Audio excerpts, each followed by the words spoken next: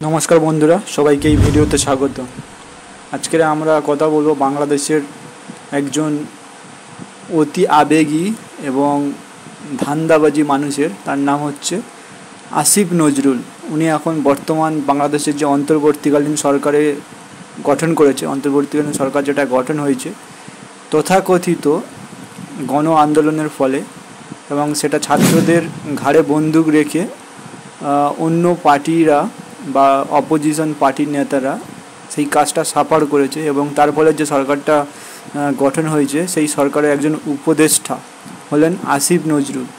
উনি ভারতের বিরুদ্ধে যখন এই সরকারে আসার আগে এই সরকার গঠন হওয়ার আগে যখন বাংলাদেশে আওয়ামী লীগ সরকার ছিল সেই সময় উনি পপুলিস্ট বা পপুলার বক্তব্য দিতেন যাতে পপুলার হওয়া যায় আরও বেশি বেশি করে।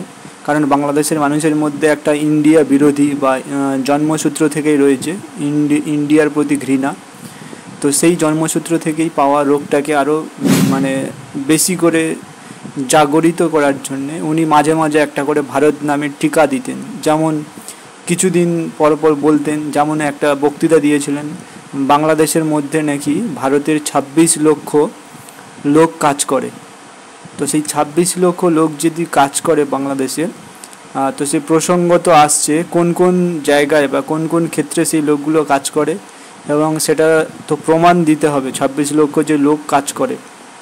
তো আজকের এই মালটার নিয়ে কথা বলবো। এই আসিফ নজরুল ইনি বাংলাদেশের একজন সরকারের উপদেষ্টা।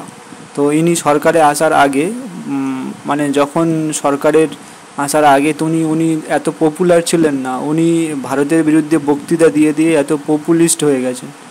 उनी एकजन विशेषत ढाका विश्वविद्यालयेर एकजन शिक्षक किन्तु शिक्षकटा परे आगे होच्छे राजनीतिविद और पपुलिस्ट माने होते चाय तार मनेर मध्य सुप्त बासना जेटा से सत्य प्रकाशित हयेछे। जेमन से एक धांदा बार करेছে से কিছুদিন বাদে বাদে ভারতের বিরুদ্ধে একটা করে জুমলা ছাড়বে যেটা বাংলাদেশের মৌলবাদীদের মনে একটা আঁচ কেটে যাবে এবং তারা তাদের জাতির পিতা মনে করবে এবং তার ফলে তারা মৌলবাদীদের নয়নের তারা হয়ে যাবে এবং তারা চাইবে তাকে তাদের নয়নের মণি করে রাখতে। এবং সেই ঠিক তেমনই ভাবে এই যে শেখ হাসিনা সরকারকে উৎখাত করে তুমুল মব চালিয়ে মব জাস্টিস চালিয়ে উৎখাত করে এখন এই আসিফ নজরুলকে এবং ডক্টর ইউনিসকে বসানো হয়েছে। তারা কি করতে পারে দেখা যাক। এবং এই তার মধ্যে একজন হচ্ছে আসিফ নজরুল। তিনি বক্তৃতা দিয়েছিল যে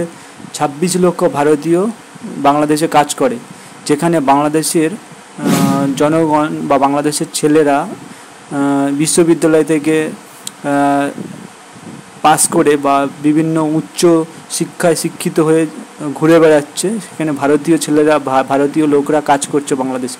এটা কোনোভাবেই সম্ভব না। এই আওয়ামী লীগ সরকার এটা করছে। আওয়ামী লীগ সরকারকে উৎখাত করতে হবে।